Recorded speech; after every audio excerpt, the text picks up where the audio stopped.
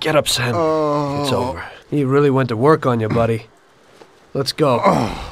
Christ. It's nothing. You'll be all right. Doctor will put you back together again. You're tough as nails.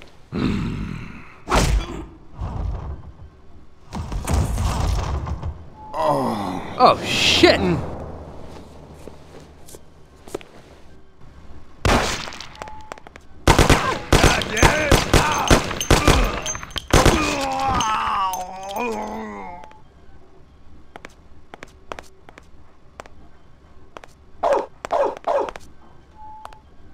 That's it. I'll get you back in the car. Everything will be okay. Don't move, scumbag, or I'll fill you with holes.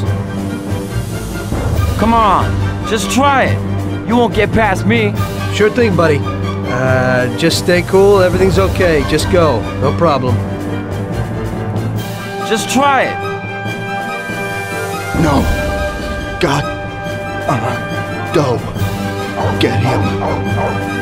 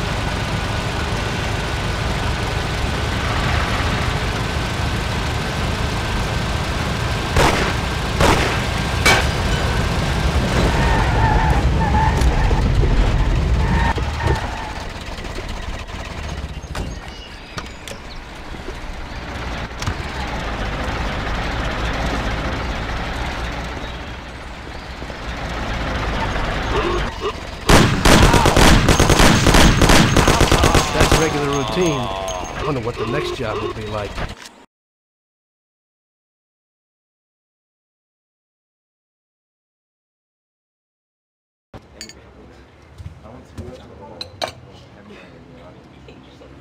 That's how I got into it. 1 minute a regular cabbie, the next a respected mafioso. You were all right with killing people? Usually people have a problem with that.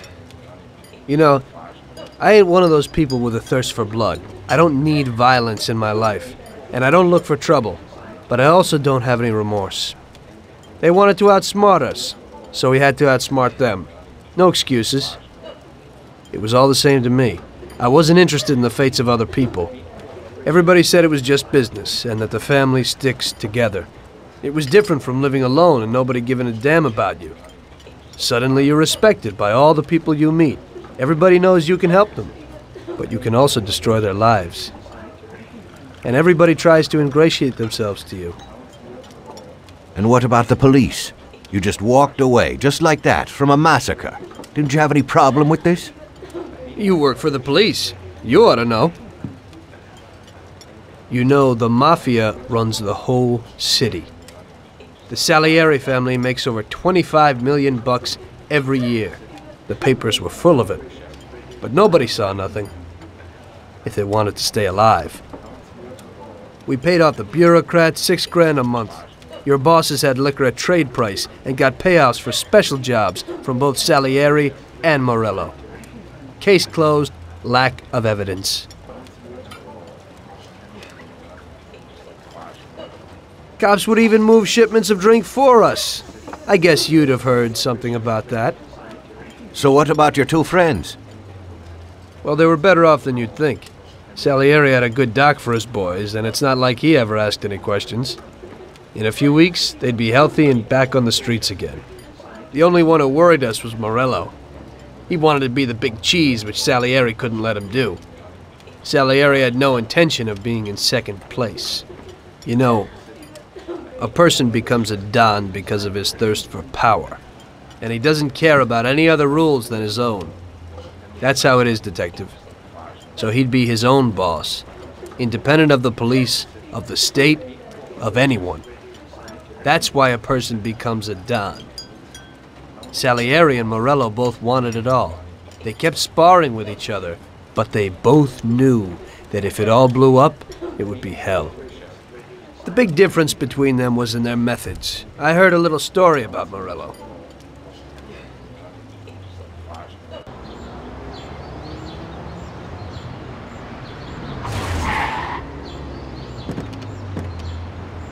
I'm sorry, sir. You I idiot! mean it. Do you know what you've done?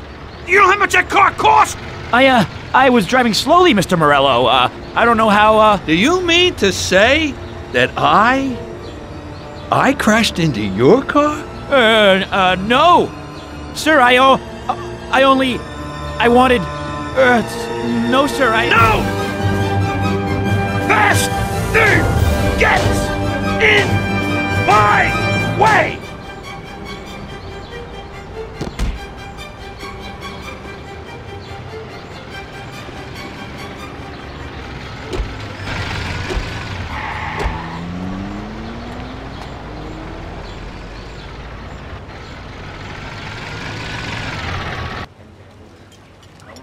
Salieri built his respect as a businessman. Everybody knew that they didn't need to fear him if they did what they should. They knew that if they needed something, they could come to Mr. Salieri. So Salieri made friends, often helped people with various problems, and expected the same in return. When somebody crossed him, they broke a cardinal rule, and everybody knew what would happen. Morello was just a mean bastard. He built his power through violence. Even his friends feared him. Most people just tried to avoid him.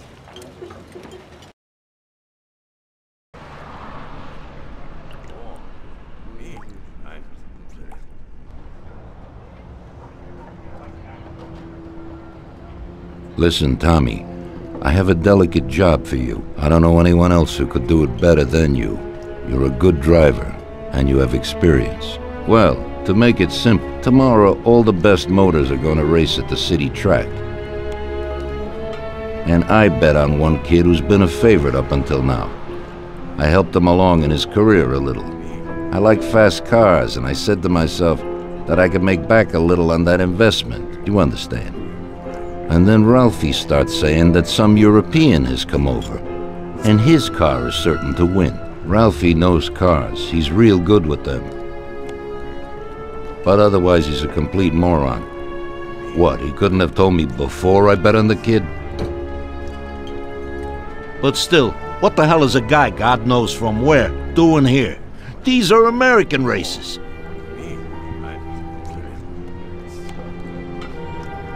Me and the consigliere here were thinking about what to do. Because a lot of our boys have bet the same as me, and they certainly wouldn't be happy if they lost their dough. And how would that make me look? Like an old idiot. Tommy, I can't let that happen. We thought, with our consigliere, about what to do with it. If something happens to him, that's no way. It won't be fair play. I won't enjoy my winning at all. Ralph told me that he knows a guy who guards the racetrack garage. Tonight, you're gonna go there and take this European's car to a mechanic who knows his way around these machines. He'll take a look at theirs and maybe improve ours. As soon as he's finished working on it, you'll take it back. It's important that the car is back in its place before anybody catches on.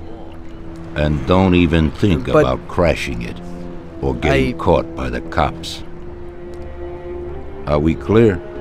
Yes, boss. If you pull it off, you'll of course get a share of the winnings. Now go. Ralph will tell you where and how.